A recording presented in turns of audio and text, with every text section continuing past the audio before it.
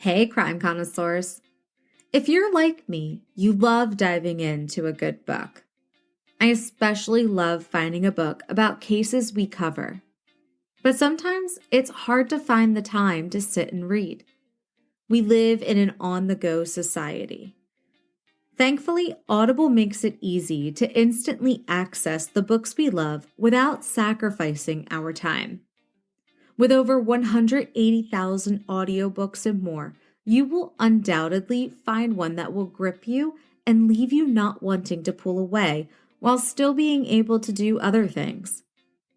You can get a free 30-day trial membership by going to audibletrial.com/ccpod to start listening to your favorite books. That's audibletrial.com/ccpod for your free 30-day trial membership. Welcome back, all my fellow crime connoisseurs. I'm your host, Grace D. I really hope you guys enjoyed last week's episode about William Chester Minor. When I was researching cases to cover for the episodes and I stumbled upon that one, I found it very interesting and thought you guys might as well. So I really hope you enjoyed it. Today's case is one that spanned over several years, and police believe there may even be more victims who are unidentified to this day. Trigger warning, this episode contains content of sexual assault and harm to minors. This is the case of Sofia Silva, Kristin and Kati Lisk, and Kara Robinson.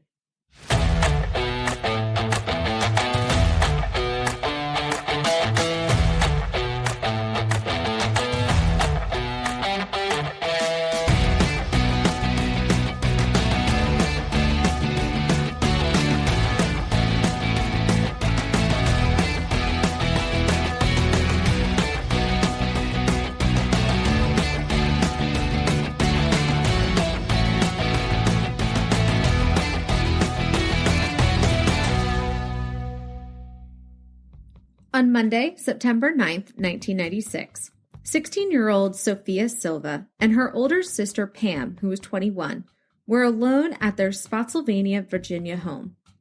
Sofia decided to do her schoolwork on the front porch while enjoying a can of soda. Pam stayed inside and went about her own business. Later on, Pam called out for Sofia, but she didn't get a response. Pam never heard anything while she was inside, so she figured she would walk out onto the porch and get Sofia's attention since she wasn't responding to her. When Pam walked outside, she found an open can of grape soda and Sofia's school notes, but no Sofia. As her anxiety grew and she became more worried about her sister, Pam called her parents immediately, and they quickly contacted the police to report Sofia missing. The police initially treated her case as a missing person, assuming she had just taken off, and were hopeful about Sofia's safe return in a few days. The Silva family insisted that Sofia was a happy, well-adjusted kid who would never run away. The authorities organized search parties and scoured the local areas looking for Sofia. They even used canine search dogs, searching high and low, leaving no stone unturned. Yet, there was nothing in regard to finding Sofia.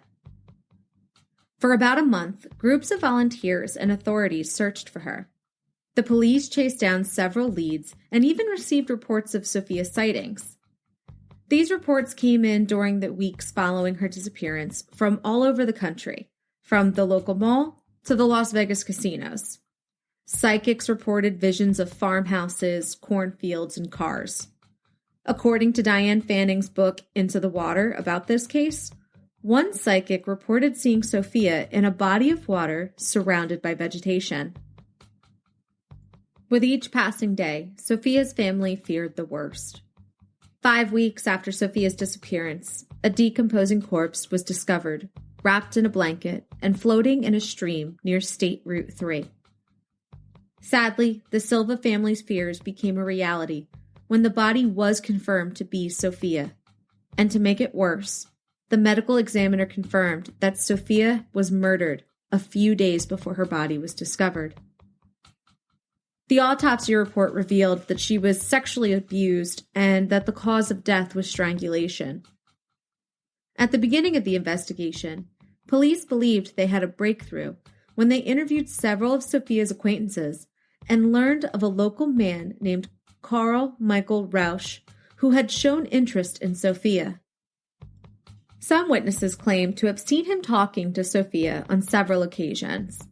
Carl also happened to live 4 houses away from the Silvas at the time of Sofia's disappearance. While looking into Carl, police discovered he had several criminal charges, including indecent exposure. On top of that, police believed that the fibers found on Sofia's body came from the suspect's vehicle, and when the crime lab said it was a match, Carl Rausch was arrested for Sofia's murder. However, before Carl could be put on trial, in May 1997, investigators in Spotsylvania County were faced with a double murder similar to Sofia's case.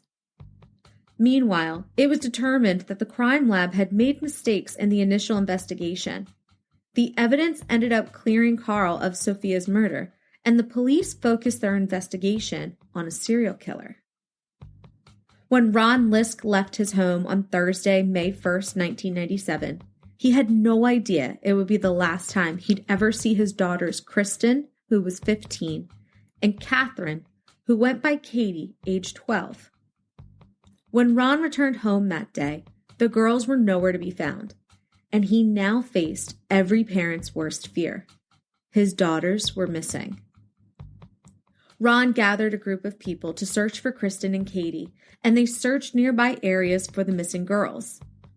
Unfortunately, as the hours passed by and there were no signs of the girls, Ron contacted the police, reported them missing, and hoped that they would be returned home safely. The police prioritized the investigation and collaborated with local volunteers to form search parties. They utilized every resource available to them in search of the sisters. As the days ticked by, the Lisk family imagined the worst. Tragically, just 5 days after the girls' disappearances, on May 6, 1997, human remains were found in the South Anna River, located about 40 miles away from the Lisk family home. The bodies were soon identified as Kristin and Kati Lisk. An initial medical examiner ruled the girls had been dead for quite some time. Later, a detailed autopsy report revealed that both Kristin and Katie had been sexually assaulted before being strangled to death, just like Sofia Silva. But you see, the Lisk family had no idea that a similar kidnapping and murder had even occurred a few months before their daughters, and how the cases were so closely related. Detectives soon noticed the similarities between Sofia Silva and the Lisk sister cases as well. The police pleaded with the public to come forward with any information they may have on either of the cases. Over the years, police established that the same person killed Kristin, Katie, and Sofia, but with no leads nor witnesses, authorities couldn't come up with a specific suspect. In a Washington Post article published on June 13, 1997, senior homicide detectives linked evidence between the bodies of Sofia Silva and Kristin Lisk. It was determined that both girls had been shaved in similar ways before their murders, and it was unusual. This gave authorities another strong indication that the 3 girls had all been abducted and murdered by the same person. A task force was created to help solve these horrific murders. The Lisk-Silva task force consisted of FBI agents, state police, and deputies from both Spotsylvania and King George County Sheriff's Departments.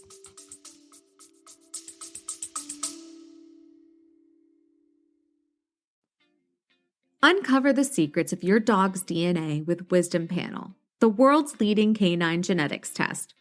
With a simple cheek swab, Wisdom Panel can reveal your dog's breed, ancestry, health traits, and so much more. Understanding your dog's genetic background can help you provide the best care possible. Whether it's identifying potential health risks, understanding their behavior, or simply satisfying your curiosity about your dog's unique heritage, Wisdom Panel delivers the insights you need. Their state-of-the-art technology analyzes over 350 breeds, types, and varieties, and screens for over 200 genetic health conditions. Plus, their easy-to-understand reports make it simple to learn about your dog's genetics.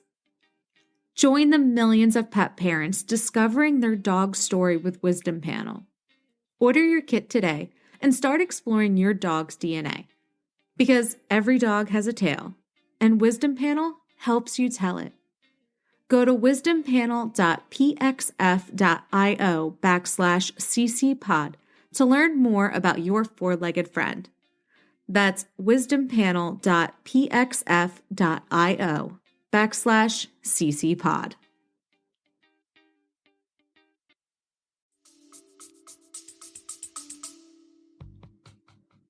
Robert Ressler, a retired member of the FBI's Behavioral Science Unit, or BSU, as our favorite group is referred to on Criminal Minds. Any other fans out there? He spoke with the Washington Post about the shaving evidence. He said, quote, "It's very unusual. It could be a distinct signature. It's not a positive thing, but it has to be considered. There are too many connections that make it logical and reasonable to assume that you could have a connection in these cases." End quote. Police investigated thousands and thousands of tips, conducted numerous tests on forensic evidence recovered from the crime scenes, and matched against nearly 400,000 inmates with no luck. Sofia, Kristin, and Kati's cases were compared with several other unsolved murders, but nothing gave investigators the breakthrough they were looking for. It would be 5 years before investigators would get a massive break in the case, and it came from Columbia, South Carolina. On Monday, June 24th, 2002, 15-year-old Kara Robinson was at her best friend's house. Kara and her friend wanted to go out, and her friend called her mom to see if there was anything that they could do before heading out. The mom said the only thing that she could do was to water the plants. So Kara said that she would go out front and water the plants so that her friend could hop in the shower. While her friend was outside and Kara was watering the plants, a man in his 30s approached her handing out pamphlets. He asked her, quote, "Are your parents home?" Kara replied, "Well, this isn't my house. This is my friend's house." He said, "Okay, well, what about her parents? Are her parents home?" Kara answered, "No, her mom's not home right now." End quote. After this interaction, the man pulled a gun and put it to her neck. He took her to the back seat of the driver's side and forced her into a large Rubbermaid storage bin inside his Trans Am. Even though scared, Kara tried keeping track of as many details as possible to increase her chances of escape and survival. From the number of turns to how he was listening to a classic rock station and smoking Marlboro Red cigarettes, Kara memorized it all. She even memorized the serial number of the storage bin and made sure to know it by heart. Before entering the apartment, the man restrained and gagged Kara. He then took her inside and held her captive. Over the next 18 hours, Kara was drugged and sexually assaulted. Her body kicked into survival mode. She continued to memorize as much as possible, from the magnets on his fridge to the names of his doctors. She even recalled seeing a hairbrush with long red hair on it, so she knew a woman lived there. And there were small animals like a gerbil. She even tried manipulating her captor by asking him if she could help him in any way, and she ended up sweeping the kitchen. Kara did this in hopes of keeping her captor at ease. The following day, in the early morning hours, while her captor was still sleeping, Kara made the decision to attempt to escape. She was able to free one hand from a pair of handcuffs that were connected to rope with her teeth, and then she was able to unclip the leather leg restraint that was attached to the foot of the bed. After freeing herself, she carefully made her way to the door and fled from the apartment. Kara saw a car in a parking lot and ran to it. In an interview with Crime Watch Daily, Kara said, quote, "I ran out in front of the car and I waved my arms and stopped them and went to the driver and said, 'I was just kidnapped. I just came from that apartment.' And I turned and I pointed to it. It was the guy in that apartment right there, so remember it." They were, of course, shocked, A young girl with handcuffs dangling just ran out in front of their car, end quote.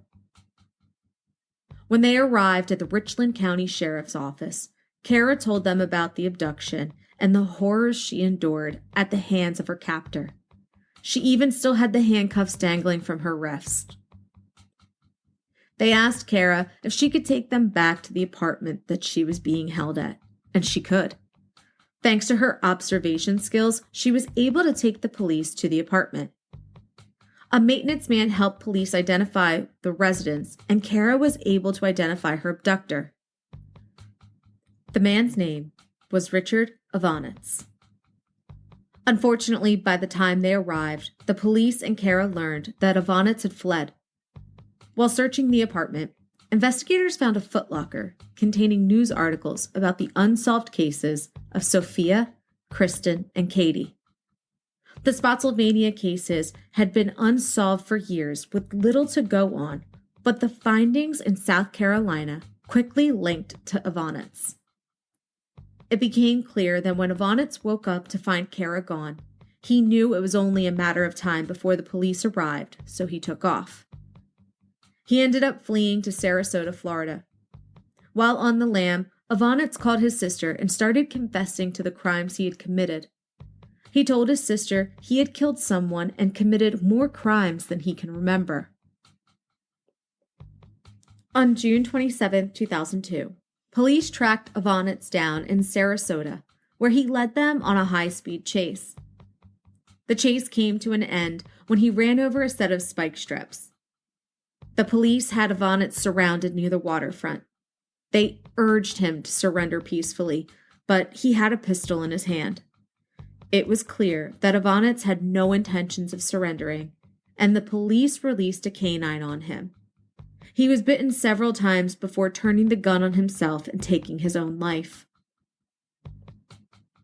6 days later, on July 3, 2002, Major Howard Smith of the Spotsylvania County Sheriff's Department told the press that law enforcement officials spent 3 hours searching the house where Ivanitz lived in Spotsylvania during 1996 through 1997, and that other homes in the area where he lived will also be searched. Major Smith also said that detectives found evidence in their South Carolina searches that Ivanitz was stalking other girls in Spotsylvania. Police discovered notes about the 3 girls who were murdered and another unsolved case of Alicia Reynolds in 1996 in Culpeper, Virginia. The footlocker had contained a note with handwritten directions to the dump site of Alicia's body. Major Smith told the Washington Post, quote, "Obviously, we're all anxious and want to solve this, but we're also very cautious. We're going to take our time. We don't want to rush things. We don't know if this is our guy. This is the best lead we've had out of 12,000 leads to come out," end quote. In late August, forensic tests confirmed that Ivanitz had murdered Sofia, Kristin, and Kati. Fibers from Ivanitz's apartment matched the ones found on the girls' bodies. They even found finger and palm prints belonging to Kristin Lisk inside the trunk of Ivanitz's car from 5 years prior. DNA samples were also a match. This gave the authorities the concrete evidence they needed to prove that Richard Ivanitz was responsible for the abductions, rapes, and murders of Sofia Silva in 1996 and Kristin Lisk and Kati Lisk in 1997. Based on the evidence found in Ivanitz's apartment, investigators determined that had Kara not been able to escape, she would have had the same untimely death as the other 3 girls. As investigators learned more about Ivanitz, it was uncovered that he was a Navy veteran who received a Good Conduct Medal during his service, and he was honorably discharged after serving 8 years as a sonar technician. However, in 1987, while still in the Navy, Ivanitz committed his first known sexual crime. In January 1987, Ivanitz exposed himself and masturbated in front of a 15-year-old girl and her 3-year-old sister in Orange Park, Florida. A month later, when his ship returned to port, Ivanitz was arrested and sentenced to 3 years of probation. According to the Washington Post, police records say he confessed both orally and written to his guilt. The report stated, quote, "Suspect stated he has a problem with masturbating in front of girls. When he feels the urge, he drives around looking for a girl, 18 or 19 years old, short in height, and has brunette hair." End quote. And it blows my mind that with an arrest and a sentence of 3 years probation for this crime, and he was still honorably discharged when this happened while he was in the Navy and was arrested after his ship got back to port.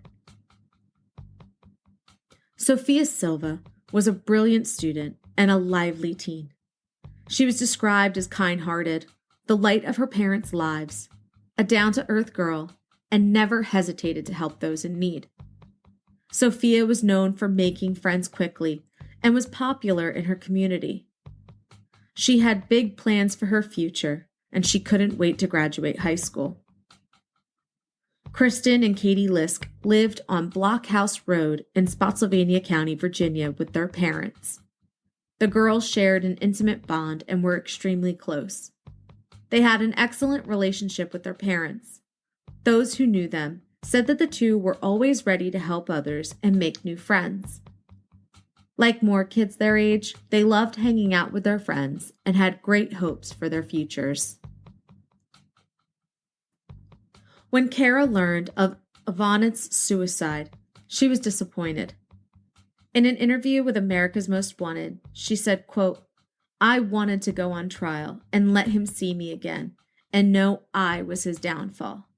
I wanted him to look at me and know that choosing me was the biggest mistake he ever made." End quote. Because of Kara's escape and ability to memorize details in her case and lead police back to the apartment, Sofia, Kristin, and Kati's cases were all able to be closed. A $150,000 reward was offered for solving the murders, and the reward was granted to Kara thanks to her bravery. Despite the tragedy, Kara Robinson remained strong and has consistently advocated for policies and reforms that will help people in similar situations. Kara had been through hell, and she was beginning her healing journey. In an interview with Crime Watch Daily, Richland County Sheriff Leon Lott said, quote, "Shortly after her kidnapping, I met with her and her family in my office. She was a survivor, and she was a fighter, and she was a warrior, and she wasn't going to be a victim. I've got daughters myself. I kind of adopted her as one of my daughters too, and wanted to make sure that she continued to be that survivor. So we bonded." End quote. So, when Kara was looking for a summer job, Sheriff Lott had an idea. He offered Kara an administrative job at the sheriff's department, and she started working there and continued to do so for a couple of years. Kara was studying to become a teacher in college, but she loved working at the sheriff's department. So she decided to merge her two passions and became a school resource officer. While a cadet at the police academy, Kara had managed to keep her story under wraps until her cover was blown one day.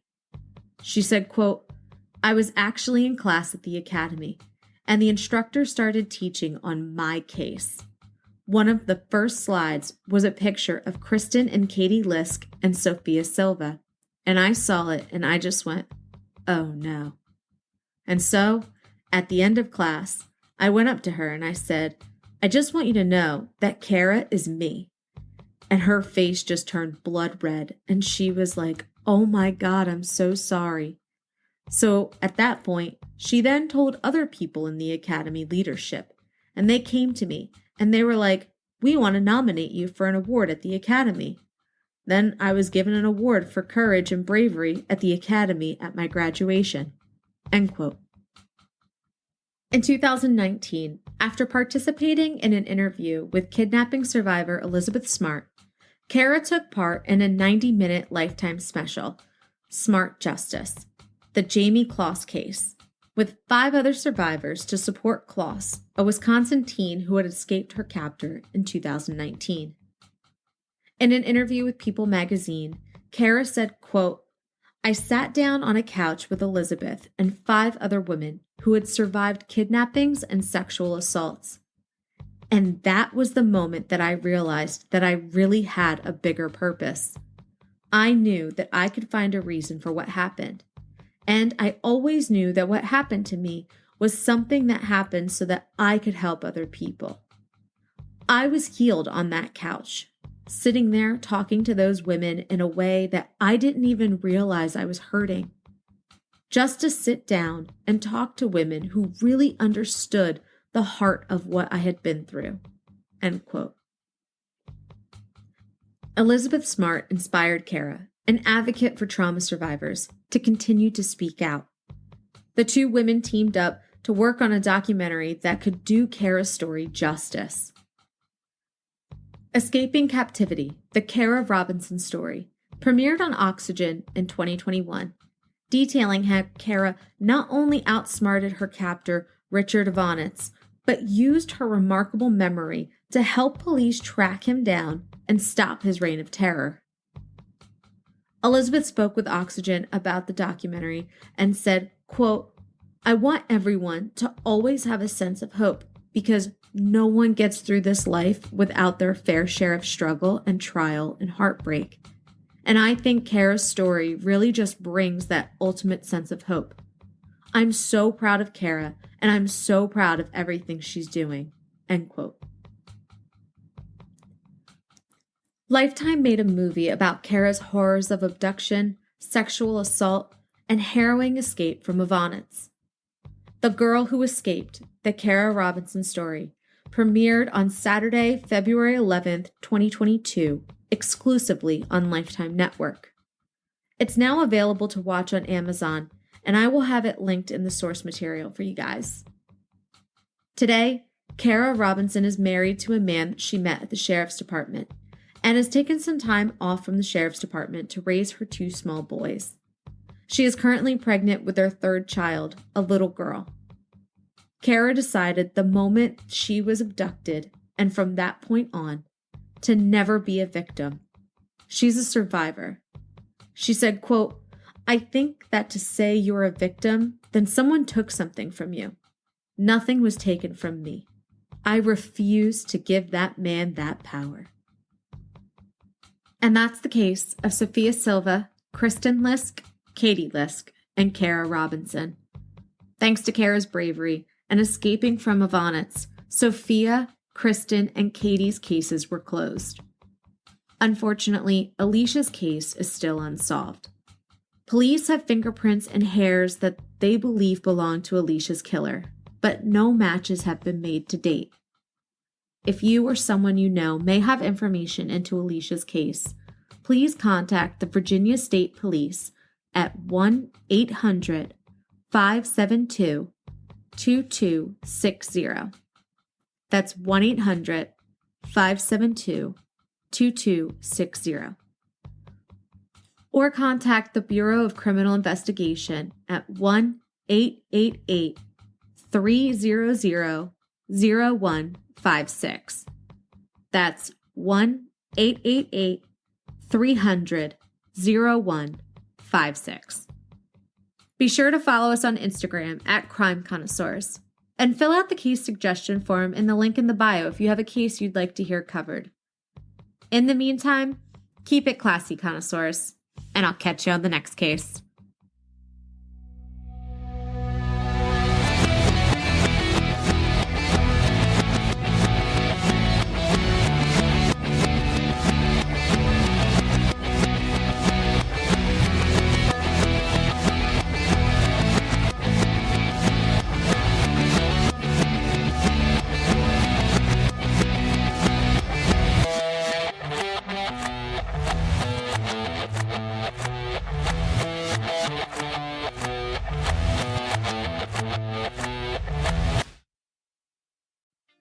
Are you tired of settling for subpar cat food? It's time to upgrade your cat's dining experience with Smalls, the ultimate gourmet meal for your feline companion. Say goodbye to generic one-size-fits-all cat food. With Smalls, you can rest assured that your furry friend is getting the nutrition they deserve. Join the thousands of cat owners who have made the switch to Smalls and see the difference it can make in your cat's health and happiness. Treat your cat to the finest dining experience with Smalls. Visit smalls.sjv.io/ccpod now to order your first box. That's smalls.sjv.io/ccpod. Choose Smalls because your cat deserves the best.